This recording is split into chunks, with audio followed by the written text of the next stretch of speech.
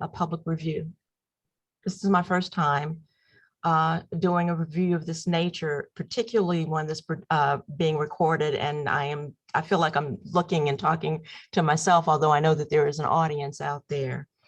Janet had said that I was in Greenwood Rising, and she also offered me the ability to correct her if she was wrong. I was actually with Theater North's Greenwood, An American Tragedy, and also in Deborah Hunter's original play, The Porches. She was also someone who was associated with the library for many years as a caseworker, as a social caseworker.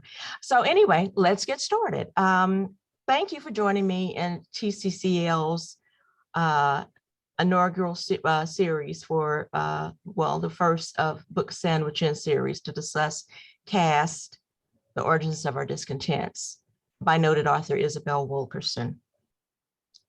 I am a lead customer service assistant for the Rudder-Seal branch of Tulsa City-County Library and co-lead of TCCL's Nubian Voices Affinity Group. Now, about Caste, this is not an easy read. As Janet stated, it's a pretty dense book, and it's not a fun book. It's very emotional. There's a lot of, I believe there's a great deal of truth and a great deal to be learned from it. But it's, like I said, it's not something that you're going to read for a pleasant pastime. If you're serious about social justice and rectifying those ills, this is a good book to start with. Primarily about, it's about caste, which she says is the power behind oppression in our country, not race, even though race is used as a way to rank people in our caste. Caste is the actual power. This book was very painful at times to go through America's dark and murky history of oppression, primarily due to race and other immutable factors such as gender, age, sexual orientation, and ethnicity, and intangible factors such as religious beliefs. Wilkerson includes many personal examples and historical examples in the book as evidence for the point she's trying to make. And throughout the book, none of these should be taken lightly. None of the vignettes that she uses should be taken lightly. Everything is crucial to the main text of her book, so they should not be taken lightly, glossed over. They're very, very, very important to the main point of the text. She begins with a description of a famous and iconic photograph of the man in the crowd. During the Third Reich, this photograph shows a group of laborers doing a Heil Hitler, and with one notable difference. One man in the crowd has his arms folded and refuses to salute. Wilkerson asks that when consequences pose a serious threat to us, possible bodily harm, a loss of work, a loss of our support, our emotional support, our family networks, our friends, what would it take for us to break away from the crowd? What would it take for us to be the man in the crowd? What would give us that courage to not robotically follow evil, to resist when the majority of society is willing to comply? She next describes in chapter 1, the afterlife of pathogens, a heat wave in 2016 Siberia that unleashed anthrax from thawed deer.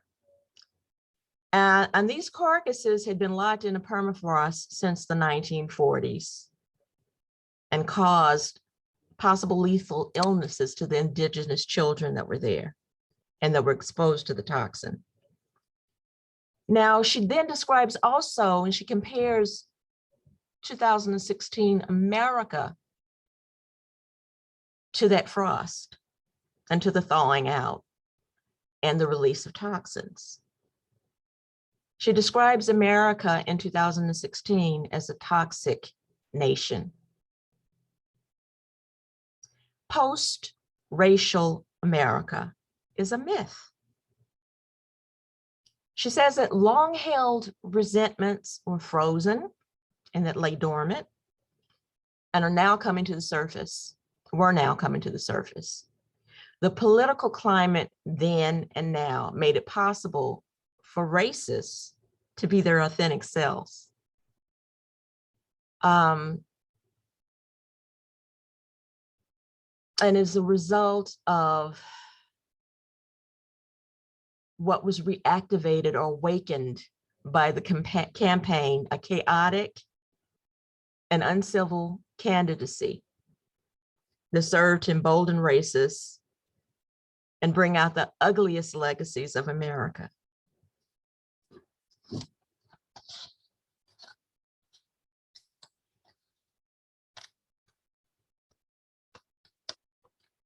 I don't believe that there's nothing that we can do about racism. I don't believe that we are impotent when it comes to doing anything about racism or about oppression of any group. Wilkerson says that the current climate, she makes a point, is that of white supremacy, xenophobia, and an entrenched lack of tolerance for those with opposing views or those that are seen as different. That what was hidden then has now come to the surface until a white knight came along and led his constituents to bring back their view of a right, and to many of us, a white America. Racism never died. It was just brought back to the surface. She says that the thought toxin for America, toxins are hatred and tribalism. And to those who said with disbelief that this is not who we are, this is who we are. Sadly, it's who we are. Wilkerson quoted a supporter of Donald Trump's who said that that he was the last hope for white America. For a base that was alarmed by the presidency of what they considered to be an outlier, a member of the lowest caste in the United States, Trump became the champion of a dominant caste who were afraid of losing power. I believe that in that political climate, that the fear of the majority becoming the minority propelled that base. The United States Census, is what she also included in her book, projects that in the year 2014, that the white majority will become the minority.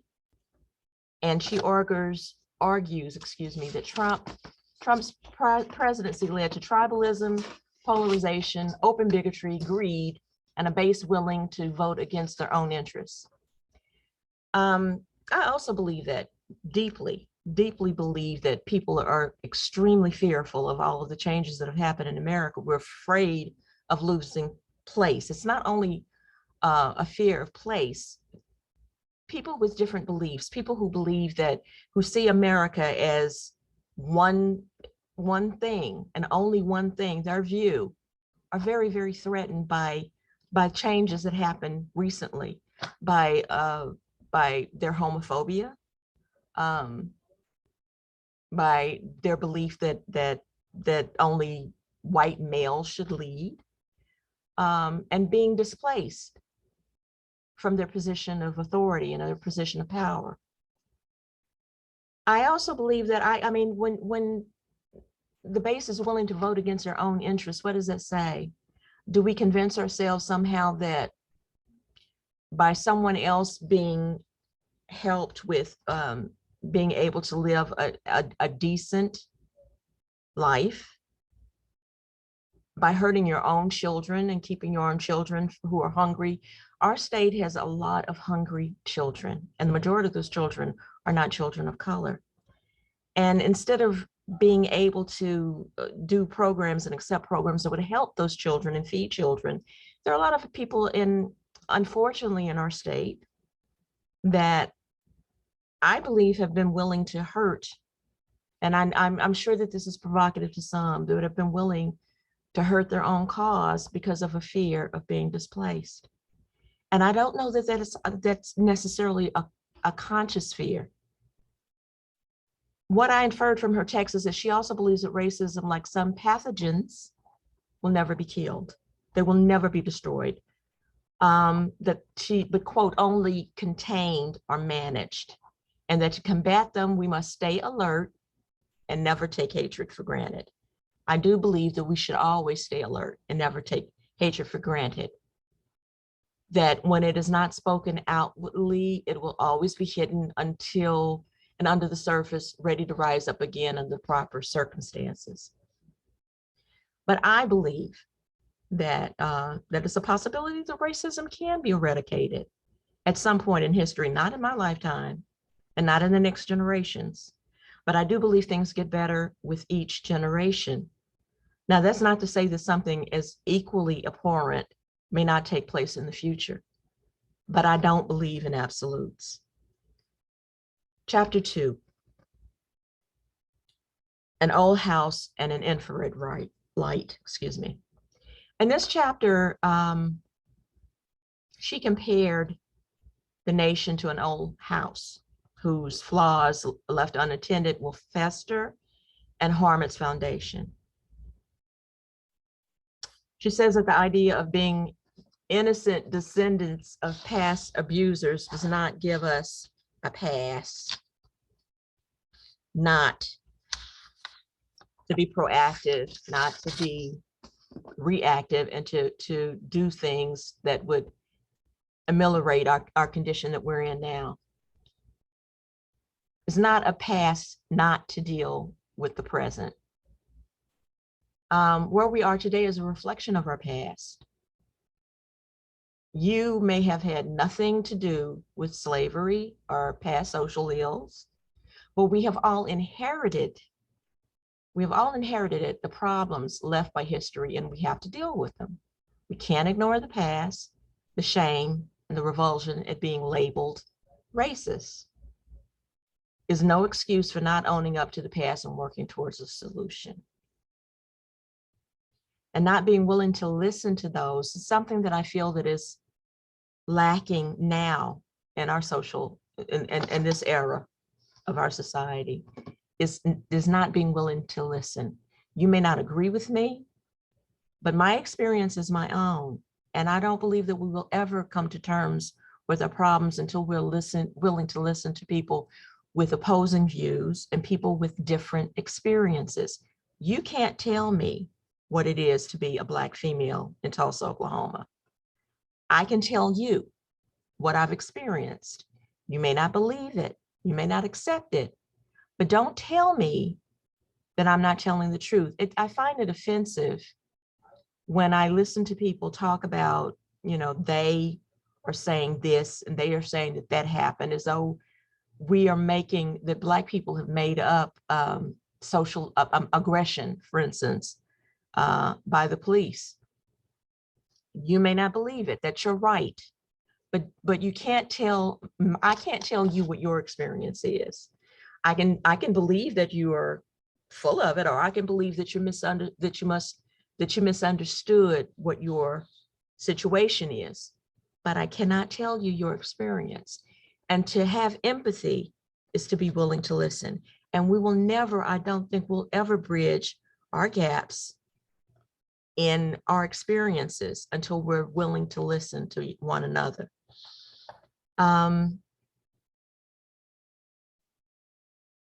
Wilkerson says that America has a hidden foundation, a skeleton, which is caste, which is our American caste system. She says that caste is the power behind the operation of this country's division, that it is, quote, a subconscious code of instruction to maintain a 400-year-old social order. Caste is a rigid social ranking of groups. It's a social construct. It creates an artificial hierarchy based, a value based on arbitrary traits that will bestow the dominant group with the highest esteem and power. Members assigned to this group benefit most and are the most privileged in a society. Degradation and dehumanization is what is held for those who are ranked on the bottom, at the bottom caste. Our caste system is based on an illusory concept of race. Race does not exist. It is a social construct as well as a false ranking of hierarchy. It was created to benefit, again, the dominant caste. Isabel says that she began this book because she wanted to understand our system of oppression, how it began, and how it operates. And with that understanding, we will be better able to address it. What are the outcomes of caste? And how does it affect us individually and collectively as a nation? As I said before, race does not exist. And that to understand our caste system, Wilkerson studied two major castes and compared them with ours. The original caste, which is in India, and the caste system created by Nazi Germany. Now, Wilkerson's research brought her many discoveries. She saw parallels to all three systems that she calls the 8 pillars of caste. Pillar 1 is divine will and the laws of nature. And Wilkerson says that divine will and laws of nature are inherent in any caste system. The Indian caste system was based on 4 varnas. The varnas were created from the one. It is based on religion.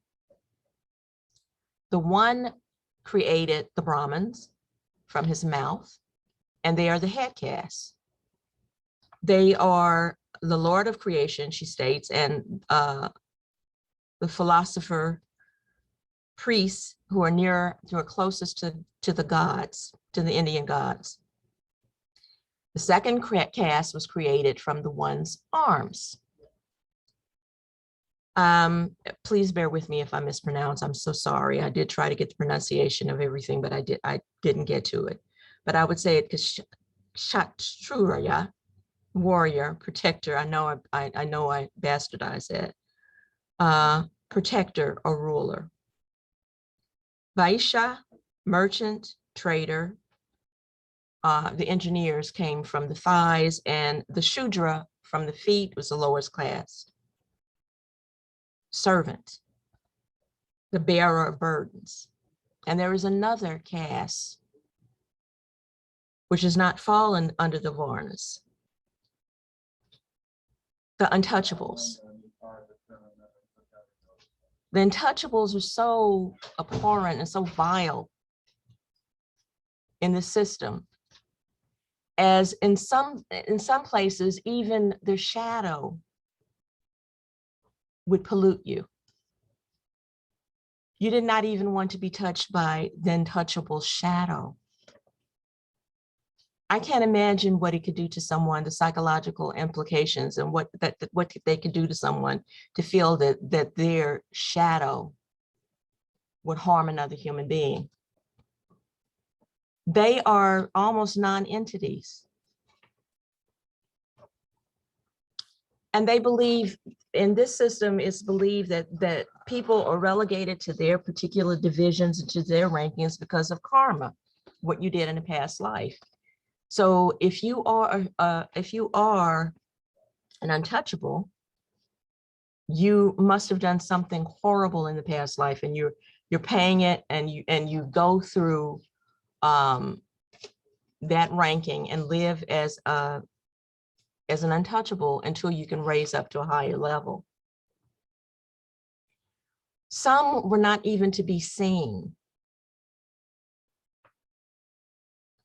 They're the true outcast because they're outside of the caste, beneath the lowest ranking, absolute bottom, not even a part of a caste. And in our system, our justification for our ranking is Ham. You know the story about Noah and his sons. Ham was the one who was cursed with the color Black, the descendants of African Americans. And it was preached and believed, and even today, some people still believe it, that Black people are in the position they are in America today because of a curse, because of Noah. This curse was against all Blacks, and it was a justification for slavery. As I said earlier, race is a social construct. Well, racism did not exist prior to the transatlantic slave trade. Race as we know it today. It was created because in order to debase somebody as much as slaves were debased, and slavery was also a totally different system than when you speak of slavery in Greece and in Rome. Slavery in America was totally different. Slaves had absolutely no power. Slaves had no power over their own bodies. A white person, as she has said, the lowliest white person was above, had a higher status than Blacks, and could do at will whatever they wanted to a Black body. Rape Blacks, kill Blacks for any reason. If you spoke out of turn, you could be killed, and there were no consequences. And the justification for all of this was Ham. The social construct of race was created because you could not work a person, which happened at the beginning of slavery. You could not work a person to death, knowing that this is another human being, and go to sleep and be comfortable with it. The people who founded the system knew what they were doing. But over time, when she speaks of people being lulled and hypnotized by caste, because it's not something that we're all conscious of. People have come to believe and agree with this. You are in the position that you are in a society because that's where you deserve to be, for whatever reason. Now it may be because you don't have the intellect, you don't have the skills, you don't have the ability, you don't have the will to change your situation. But these are all the caste system that we are perpetuating today and maintaining today. We're there because subconsciously we believe it. Leviticus was also used as an excuse. The heathens should submit themselves to those people who were deemed as Christian. And over time, caste hardened to the point where the lowliest of the low were not deemed fit for nearly anything other than work. There was a belief that the slaves were created for slavery, that was the only thing that Black people were fit for, was to work the fields. And that when I read a quote where she said that, and I have to find the quote, that it actually elevated the slaves to be able to be slaves. It elevated the status of Black people to be slaves. that is something that's, to me, that's just unbelievable. And it's an incredible statement. Heritability. In order for a caste system to work, she also states that there has to be clear lines of demarcation that we don't cross, and that we're all assigned a role at birth, that we know what our roles are and we play those roles without even questioning them. And that's where the hidden laws of caste are, where we don't even think about what we're doing. And we're all affected by that. I don't know how many times people assume things about what women do and can't do. And if you see someone who's in a position of authority, and when you're seeking the person, go into a doctor's office and you see a female in a coat and a white male in a coat, and you just assume that the male is a doctor. It's something that affects everyone in our country. In India, there is so much of this to cover. I'm just saying now, as I'm talking about this, that I'm not going to get even any. I thought I was afraid that I wasn't going to be able to do the time, but now I'm seeing that this is such a dense book that it's just, I'm not going to be able to get through it. But I'm going to do as much. I'm stopping with an hour, and we'll continue. Heritability. The father passed on, the rank of a person was passed on from the father. In America, it was passed on by the mother. And if your mother was a slave, and this is something that went against English law, if your mother was a slave and your father was white, automatically, they in the beginning of the colonies, they decided that, which was against English law, that if you were your parentage, your mother was Black, that you were a slave, that you were given the rank of your mother. In India, it's passed by father. Caste is fixed and it's immovable. Racism, thank you. Racism, race, what we consider to be race, is something that's fluid. And she goes through a long discussion of what was white, what was identified as white in this country. At one time, Irish people were not considered white. Italians weren't considered white. If you came from the wrong part of Europe, you were not considered a white person. That has changed.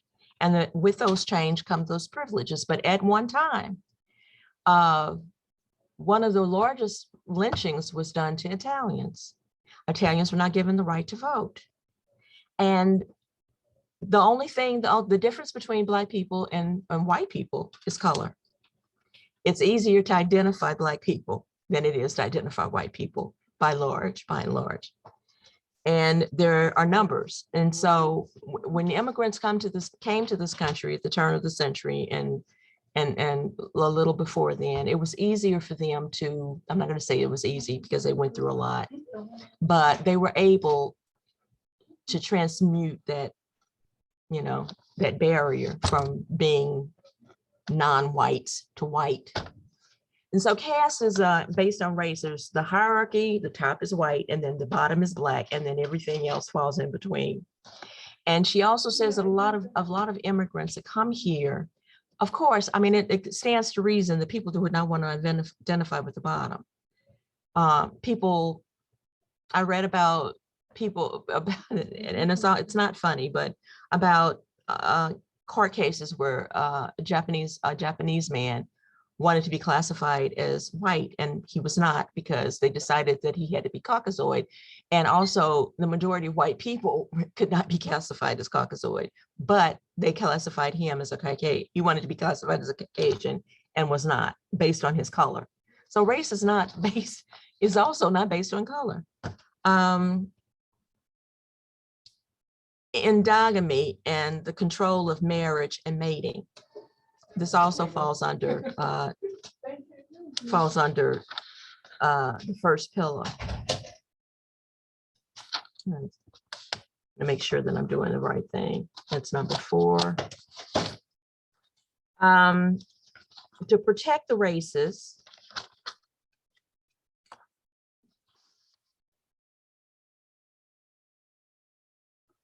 Whew. To protect the races, to keep race pure, to protect the dominant class, we created a system where we didn't cross over Black and white by allowing marriage, by allowing intermarriage. We didn't even allow people to have sex with people of different races. That could be a felony. To marry outside of your race, you could be imprisoned for 10 years or fined $1,000. That there is so much in our history that is very, very interesting, but it's also very, very sad. It's very, very telling if you're willing to do the research and you're willing really to take a look at the truth about what has happened in our history.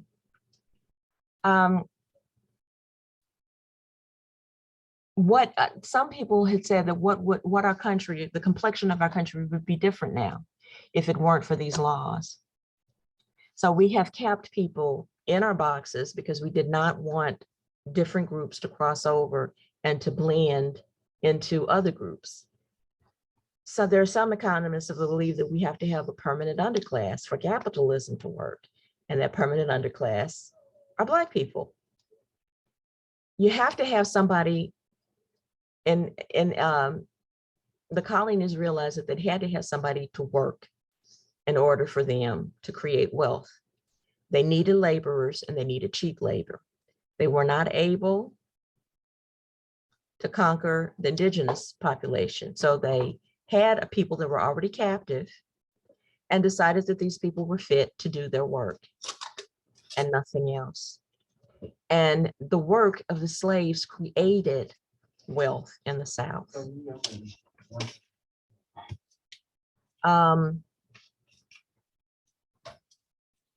There were so many rules in our system about race mixing, about race mixing. It was a way to keep their resources intact, as she says.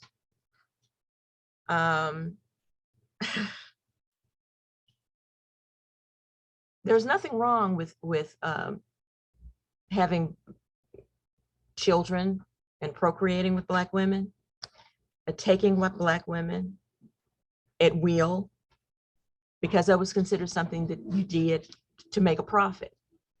But you did not identify those children as being equally white and Black. You identify those children as Black children, as slaves, and they stayed at the bottom rank. If you saw a person as your equal, that was a totally different story. She tells a story of a whipping of a man, a public whipping of a man in the colonies because he was having relations with a Black woman. Many men had relations with Black women and with African women, but the difference being was, she said that there had to be something that was different about that situation that made it unlawful, that made it detestable to the people who penalized him. And she says that she believes that it was the way that particular person related to the individual that he was having a relationship with, that he related to her humanity, that she was an equal, that she was an individual and not something that, not an object, as slaves were objectified during the time of the colonies. So I don't think I have a lot more time. Rape was okay, but having a relationship, an equal relationship that benefited two parties on a different level was not. The first mention, she says in this book, of race in America was on restricting mating. That at that time, the man was penalized, but 10 years later, with the hardening of the caste system in this country, they whipped a pregnant woman.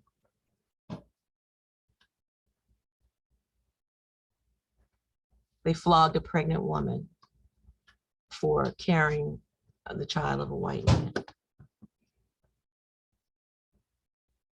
Now, pillar number 4, so that was pillar number 3, race mixing, mating. And pillar number 2 was heritability. Now, pillar number 4 is purity versus pollution, which is, I feel it crosses over a lot with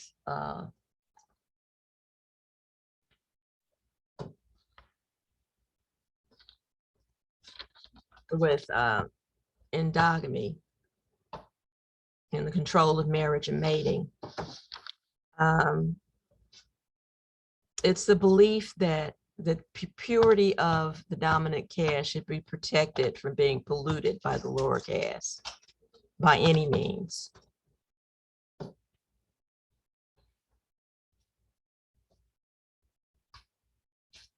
The untouchables in the caste system in India are the Dalits. As I stated before, even their shadow would pollute a person of a dominant caste. In some parts of India, she stated that the untouchables had to walk several paces behind a member of a dominant caste. Thank you. Thank you, Teresa. In public, they had to keep 12 to 96 steps away.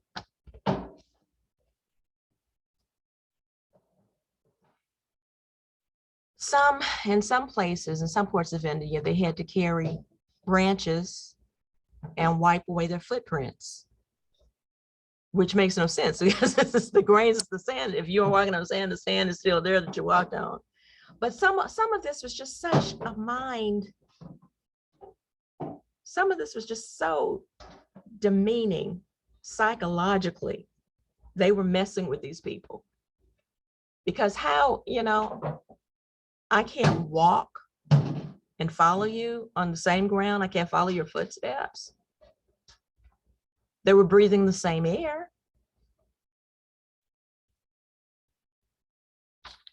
I don't know. And also there were some Dalits had to prostrate themselves if they came into contact with a Brahmin, which is the highest caste.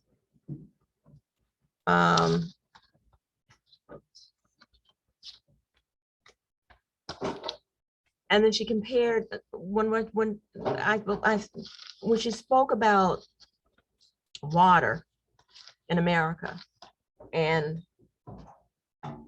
how Black people were prevented from using public pools. I think I'll end with the story. I haven't gotten through, I just gotten through half of the pillars.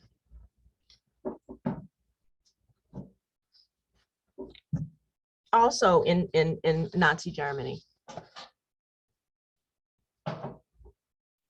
she said that Jews were not allowed on the beaches that their homes were on, for fear that they would pollute pure blood Aryans.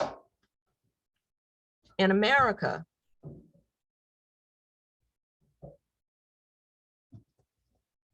I'm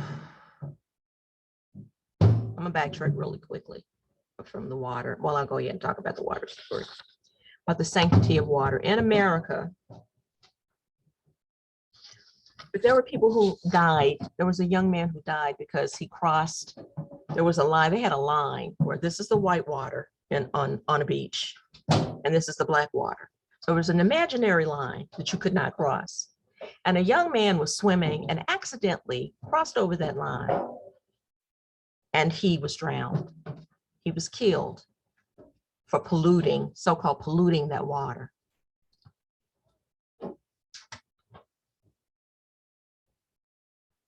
It makes no sense.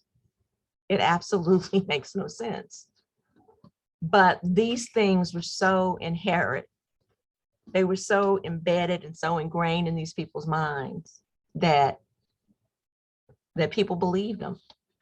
People wanted to hold on to their power so much so that they were willing to kill a young man because his hand crossed over into what they said was their water. I'll quickly say that there was a boy in the 50s. This is a story that really moved me. There was a young boy in the 50s who was a member of a little league team. And to celebrate how their team had done that year, the coaches decided that they would go to a public pool. Without even thinking about it, they decided that he would go to a public pool. When they got there, they would not allow the young black boy, and these are small young boys, they would not allow him into the public pool, but they set up a blanket for him to sit up. They had a picnic, and they set up a blanket outside the area, outside of the fence, so he could look at everybody else play and swim. I think they said after about an hour, the coaches had convinced them to let him come in into the pool. But they made everybody else leave. Now, his parents weren't allowed in there. He was not allowed in there. They let him in, but when they let him in, they set up a little raft for him and pulled the raft around, like one lap around the pool, and kept saying over and over again, don't touch the water. Do not touch the water. Because there was a precedent at that point of when a black person got into the water of a pool, of a public pool, it was drained and disinfected before white people would swim in it. What that did to that child, a friend of his who was also a little leaguer said that boy was never the same. When he left, one of the coaches offered to take him home, but he wouldn't let him. And he walked, I believe they said he walked a mile home. And he was never the same again. And what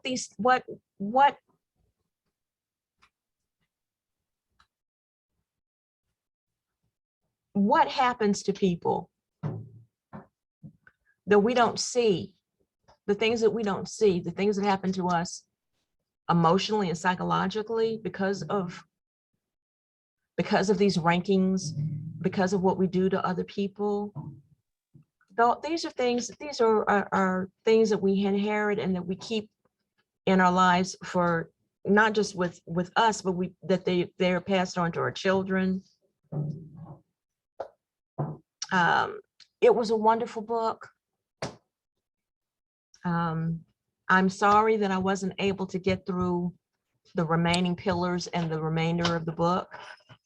I hope that you were able to get something from it, but please read it. Like, as I said, it's not an easy read, but it is a wonderful book and it is very well written by a Pulitzer Prize winner. And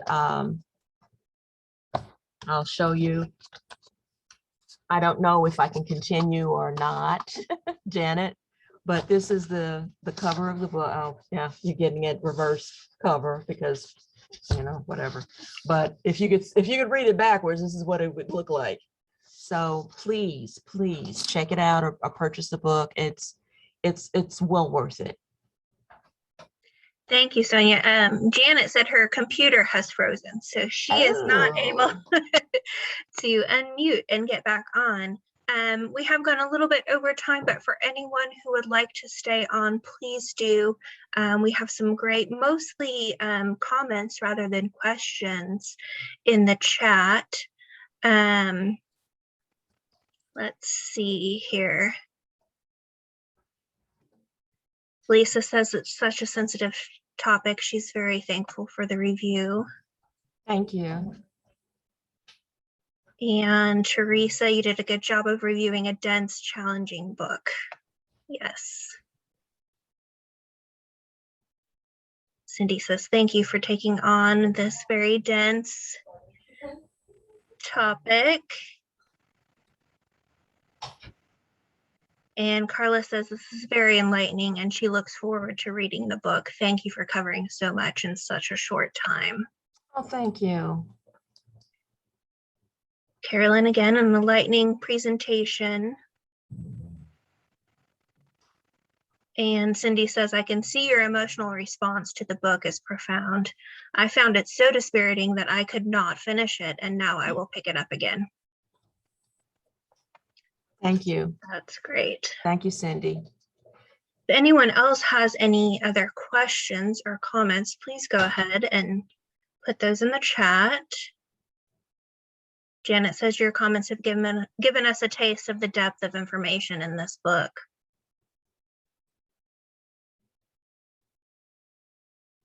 Thank you. And Nancy says this segregation is unbelievable. Anyway, great comments. Thank you again, Sonya, for tackling this topic and this book. Hopefully for those who have not read it, they will pick it up and read it.